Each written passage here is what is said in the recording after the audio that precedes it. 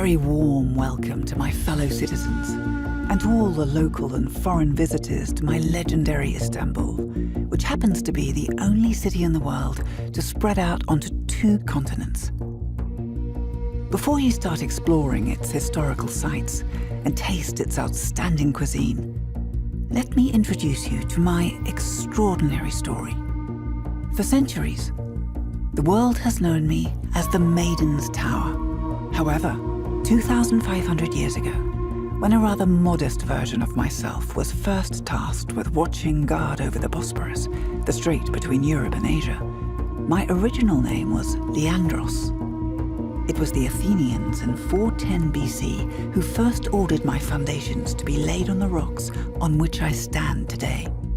Their purpose was to exact taxes on the passing vessels, and I was responsible for supervising them. When the Bosporus was overrun by the Byzantines, Emperor Commodus converted me into a real tower. I also served the Genoese for a while. My name, and that of Constantinople's, were finally settled with the city's conquest by Sultan Mehmed the Conqueror in 1453. We were renamed Maidens Tower and Istanbul. I was delighted that for the first time, my name served as a testament to the reality that women can be just as productive as their opposite gender. My vigilant watch over the vessels passing through the Bosporus lasted for many centuries. However, I have assumed a much more fulfilling assignment for the last 20 years. Now I work for tourism, and, just between you and me, I take a lot of pleasure in eavesdropping on the tales of love spread about me. From what I hear, I inspire countless rumors when it comes to love. First, they implicated me with Hero. Lovers, they said we were. Apparently, I had mistaken the light at the tower as a calling from Hero and dived into the sea to swim to him. But when the glow dimmed, I lost my way and drowned.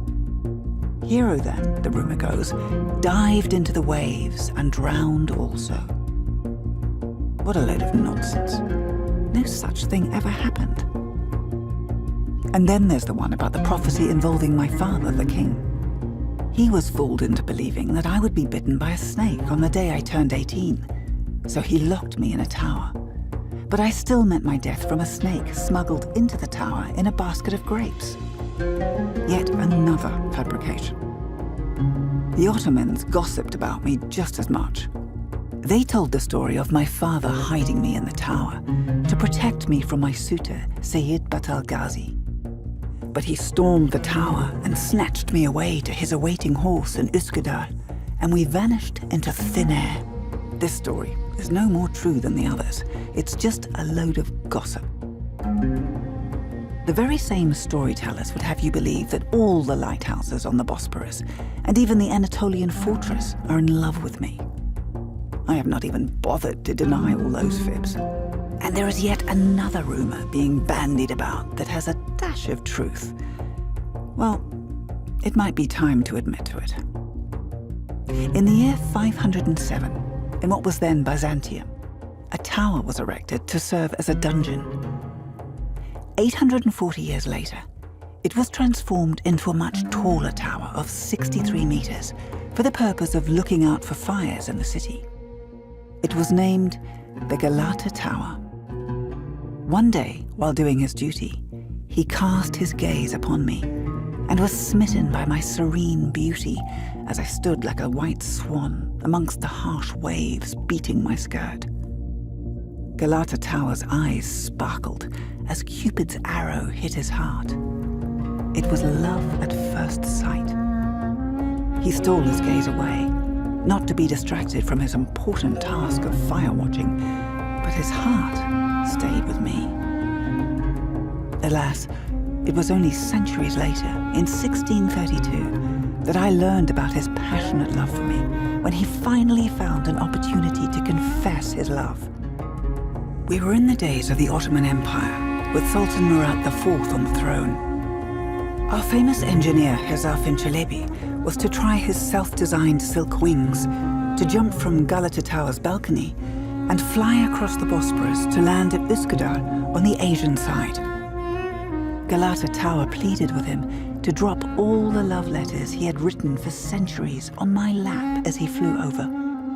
Hazarafin Chalebi kindly accepted his plea.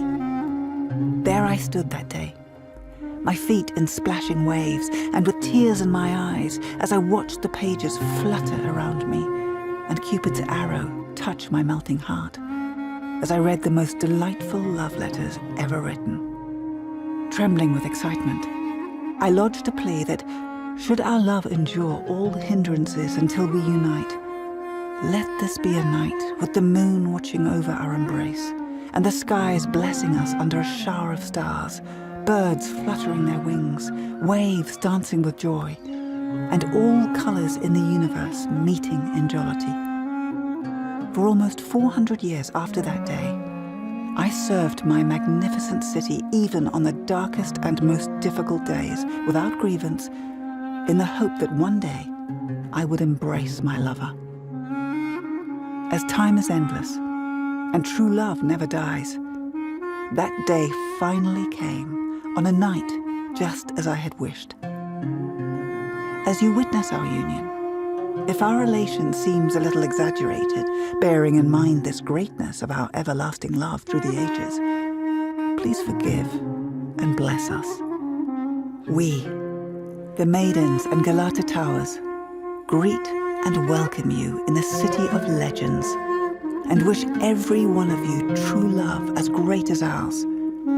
Best of luck, health, and everlasting happiness.